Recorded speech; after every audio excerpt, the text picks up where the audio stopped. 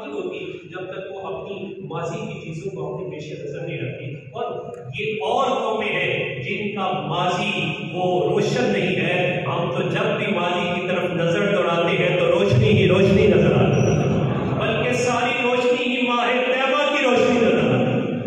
जिस जात को भी देखते हैं, जिस शख्सियत को भी देखते हैं, वो एक रोशन मीनारा हमें नजर आता है। हमें दुरानी मुस्तफा जाने रहमत सल्लल्लाहु अलैहि वसल्लम ने अपने तैयार करदा असहाब के बारे में तो यूं इरशाद फरमा दिया, असहाबी का नुजूम, मेरे सारे सहाबा ये सितारों की माने क़यामत तक इनकी रोशनी फैलती है, क़यामत तक ये सिलसिले चलते रहेंगे। तो अब ये जो ये कम मुहर्रम हराम है, ये योम शहादत सैयदना उमर बिन खत्ताब रज़ियल्लाहु ताला अन्हु, इसके एतबार से पूरे माह मुहर्रम को देखें तो सैयदना इमाम हुसैन रज़ियल्लाहु ताला अन्हु की अज़ीम कुर्बानी, इन दोनों को ट्रिब्यूट किया जाता है, खिराज अक़ीदत पेश किया जाता है। लेकिन क्या हमने कभी गौर किया कि हम इन चीजों में भी रिचुअलिज्म का, रस्मों का शिकार हो गए? हमें लंगर तो याद रहा लेकिन फिक्रे सैयदना उमर याद नहीं रही, फिक्रे सैयदना इमाम हुसैन रज़ियल्लाहु ताला अन्हु याद नहीं रही, किरदार याद नहीं रहे, हमें उनके नजरियात याद नहीं रहे, उनकी कुर्बानियां हमारे पेश नजर उस अंदाज से नहीं रही। जज्बा शहादत जिस तरह उनके अंदर फूट के बड़ा हुआ था, हम तो शहादत के नाम से और जिहाद के नाम से कांपना शुरू हो जाते हैं। जिहाद का नाम मेहराब व मिंबर पे भी नहीं लिया जाता, कहीं लोग दहशतगर्दी ना कह दें। हमारा फेलियर देखिए कि हम कितना मतलब इन चीजों से हट गए, और बड़ा भी हमने किया तो महदूद कर दिया 2-4 दिनों। ये फिक्रे, किरदारे, रोशन मीनारे जो हमारे पास हमारे असलाफ के हैं, ये उनके साथ जाते हैं। उनकी रूहें तब खुश होगी जब जिस फिक्र और जिस डगर पर वो थे हम उसे अपनाएं।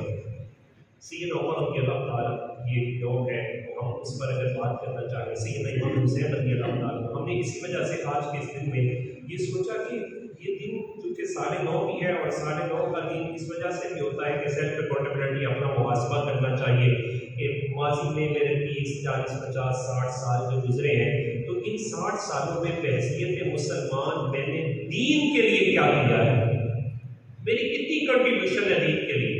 अगर कोई बंदा कहे कि मैंने बढ़िया नमाजा भी बढ़िया, हज भी बड़े पढ़ किए हैं, मैंने ज़कातें भी अदा की हैं, मैंने फलां काम भी किए हैं, तो हज तो उस पर लाजिम था, वो तो करना ही करना। ज़कात पढ़ी है तो अपने फायदे के लिए की, रोजा रखा तो अपने फायदे के लिए की। दीन के लिए क्या किया है? दीन के लिए करने के लिए, दीन के लिए क्या करना? दीन के गलबे के लिए, ये लाए कलिमतुल्लाह के लिए, दीनी किरदार को पेश करने के लिए। कि अगर मैं जुबान से नहीं बोलता तो क्या मेरा किरदार ऐसा है कि लोग दीन की तरफ राग़िब हो जाए? यकीन करें बहैसियत मुसलमान, अगर मैं अपने किरदार को देखूं तो मेरा अपना ही सारे शर्म से झुक जाता है। जिसके बारे में मुस्तफ़ा करीम अलैहिस्सलाम ने यह फरमाया, मोमिन 2 काम नहीं कर सकता, उनमें से एक ये झूठा नहीं हो सकता। मुसलमान झूठ को अपना शियार समझता है, मिलावट वाला फरमाया हमारा नहीं है।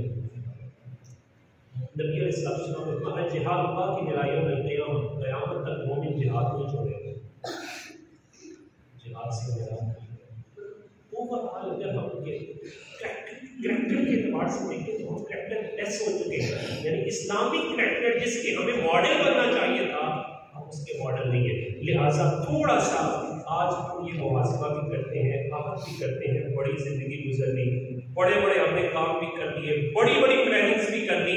इस साल में ये प्लानिंग करें कि दीन के गलबे के लिए कोई काम करें।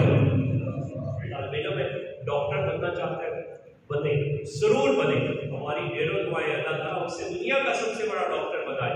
लेकिन वो ये बात पेश नजर रखे, मैंने डॉक्टर भी बनना है, सच्चा मुसलमान बन के वतन का नाम भी रोशन करना है, इस्लाम का नाम भी। पता चले खिदमत खल्क का जज्बा जो अल्लाह ताला ने मुसलमानों को दिया, किसी और को अता नहीं। इंजीनियर बनना है तो ऐसे रोड्स बनाए, ऐसे स्ट्रक्चर डिजाइन करें, पूरी दुनिया हैरान रह जाए कि लगता है ये तो मुसलमान जिस जन्नत का तस्वुर कुरान में लेते हैं उसे दुनिया में बसा रहे हैं। ऐसा ना हो कि एक दिन रोड बनाए और दूसरे दिन रोड टूट जाए।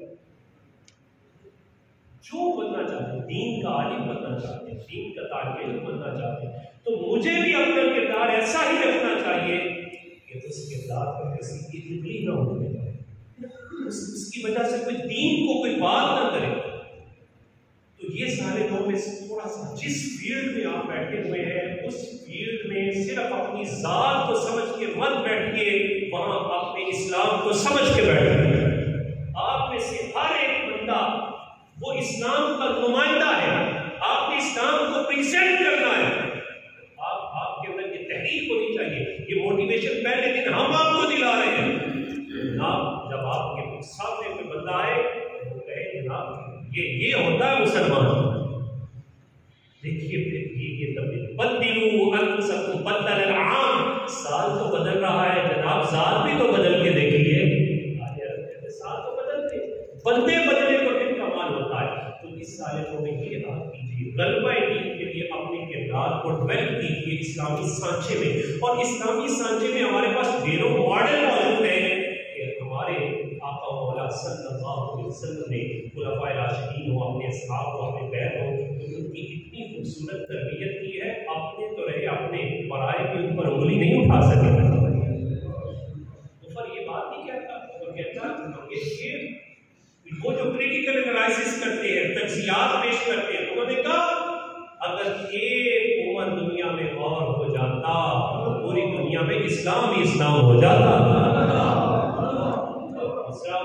उन्होंने वो अरबी में भी कहते हैं कि गवाही तो होती है माशाहिदत बिल आदा, कि दुश्मन भी किसकी गवाही दे।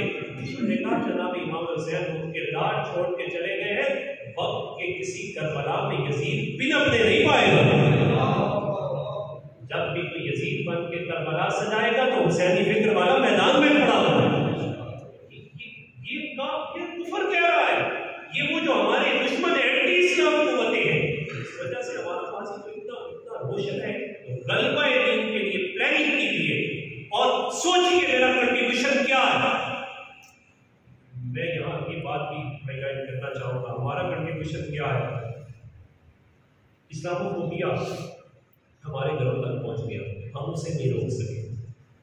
इस्लामोफोबिया में इस्लाम का खौफ, और चूंकि कुफर को खुद इस्लाम का खौफ है, ये खौफ उसने अपने जिस्म से उतारा और हमारे ज़हनों में डाल दिया। कुफर को इस्लाम का क्या खौफ है? इस वक्त यूरोप में तेजी से फैलता हुआ मजहब इस्लाम, कुफर इससे परेशान है, इस्लाम तो फैल रहा है। इस वजह से वो इस्लाम के खिलाफ ऐसे ऐसे हरबे इस्तेमाल करता है, और इस खौफ को दूर करने के लिए इस्लाम मेरे घर में आ गए, उसने ये खौफ मेरे आपके ऊपर डाला, और मेरे ऊपर डालने के लिए उसने क्या किया, क्या क्या हरबे इस्तेमाल किए। उसने कहा मुसलमान की शक्ल इतनी डरावनी बना के पेश करो कि बच्चे मुसलमान का नाम सुनते ही भाग जाए। इसमें वो कामयाब हो। उन्होंने कहा अल्लाह अकबर, जरा नारा लगता था, आपने वो वक्त देखा लोग डर जाते थे कहीं यहाँ सुसाइड करो। एयरपोर्ट में जरा सी दाढ़ी, इसका तस्वीर इतना भयानक कर दिया, जिहाद हमारी किताबों से निकल गया। हम इतना डर गए, हमने तो इकबाल को भी निकाल दिया, निसाब तालीम से इकबाल को भी निकाल, क्योंकि इकबाल मोटिवेशन देता है, वो तहरीक पैदा करता है, वो बेदारी के लिए काम करता था। तो ये इस्लामोफोबिया, उसने वो खौफ हमारे सीने में कैसे डाल दिया कि कुफर तो डरता ही डरता था, अब मैं और आप भी इस्लाम से डरते हैं। एक लम्हे के लिए सेल्फ अकाउंटेबिलिटी, मैं अपने आप से सवाल करूं, मैं दाढ़ी क्यों नहीं रखता? जवाब आएगा ओ कहीं लोग मुझे मौलवी मैं दाढ़ी क्यों नहीं रखता? सुन्नत रसूल के मुताबिक अपना चेहरा क्यों नहीं सजाता? कहीं मुझे एक मोड़ पे रोक ना लिया जाए, ये तो डर लगता है। खौफ मेरे आपके से कहा जाए बच्चे को आपसे कुरान बना, आलिम कुरान ये करके बन गया, बड़े मुआशी हालात खराब है, कहाँ से खाएगा? किसी को हमें बात नहीं करनी आती, किसी को करते भी नहीं डरते हैं। अगर नहीं डरते तो मौलाना से नहीं डरते, जिनकी सबको पता है जिसकी कहीं दाल में गलती हो उसकी मौलाना पे गल जाती है। चार बंदे बैठे हो, हमारा तबसरे में मौलाना जरूर शामिल होता है। हम घर में बैठे हो, गुफ्तगू चल रही है, ग्राउंड रियलिटी है, क्योंकि मौलवियों ने खान पीन के ढंग बताए हुए, तो जनाब कि बस मौलाना की जरूरत ना हो, अगर इनसे जनाजा ना पढ़ाना हो, इनसे निकाह ना पढ़वाना हो, तो हम कभी भी इनके करीब ना जाए। बताएं इससे मौलाना का कोई नुकसान हुआ? एक जर्रा बराबर भी नहीं हुआ। नुकसान किसका हुआ? कुफर कामयाब हो गया, नुकसान आपका हो गया। जो बच्चा आपके टेबल पे बैठ के ये बात मौलाना और दीन के बारे में सुन रहा है, बताएं वो दीनदार बनेगा?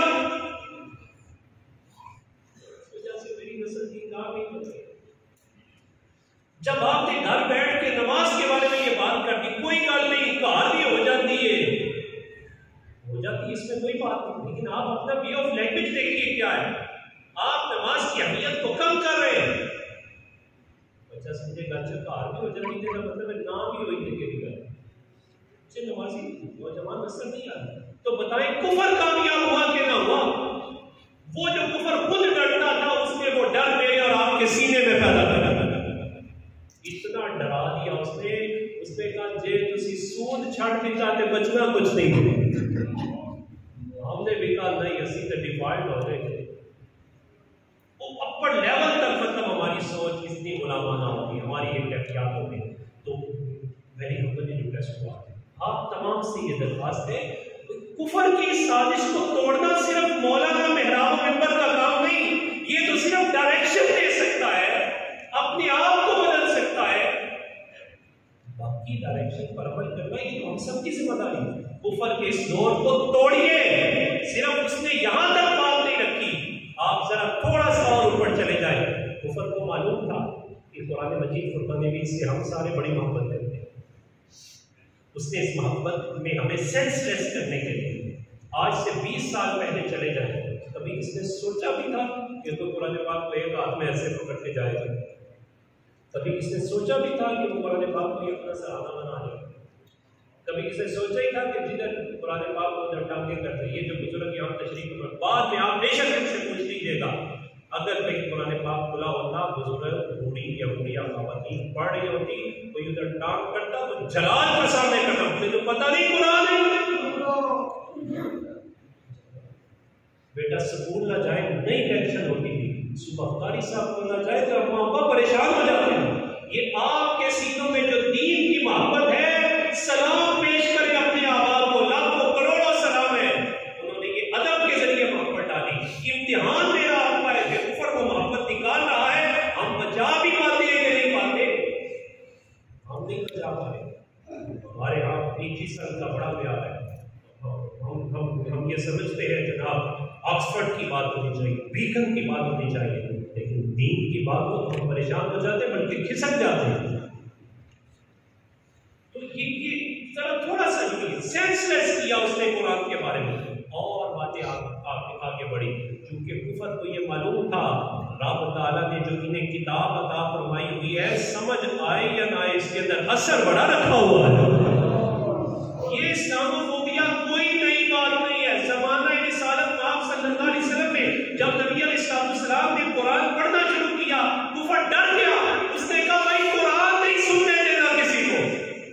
अबू जहल ने प्लानिंग नहीं की, उसने कहा मोहम्मद सल्लल्लाहु अलैहि वसल्लम के पास जाना है, मुकाबले के लिए जाना है, लेकिन बात नहीं सुननी, इस वजह से कि जो वो कुरान पढ़ते हैं वो तो दिलों में उतर जाता है। इसने कुरान के करीब नहीं जाने, कुरान के खिलाफ एंटी कुरान उन्होंने प्लानिंग्स क्या की? उन्हें डर था जिसने कुरान सुन लिया वो हमारा नहीं रहेगा, वो तो मोहम्मद अरबी सल्लल्लाहु अलैहि वसल्लम का हो जाएगा। अब उन्होंने क्या किया, जब जो कुरान पढ़ते तो वो तालियां बजाते, सीटियां बजाते, बल्कि कुरान मजीद फुरकान नबी ने इस कैफियत को जिक्र किया, वक़ाल अल्लज़ीना कफ़रू, वो लोग जो काफिर थे उन्होंने ये कहा, ला तस्माउ लिहाज़ल कुरान वल्गौ फीही, ओ भाई ये कुरान न सुनना, जब कुरान पढ़ा जाए तो सुनने भी किसी को नहीं देना, शोर मचाओ, सुनने नहीं देना। क्यों? उनका इस कुरान के अंदर इतनी तासीर है कि दिलों में उतर के दिल बदल देता है। आप तसव्वुर करें 1450 साल के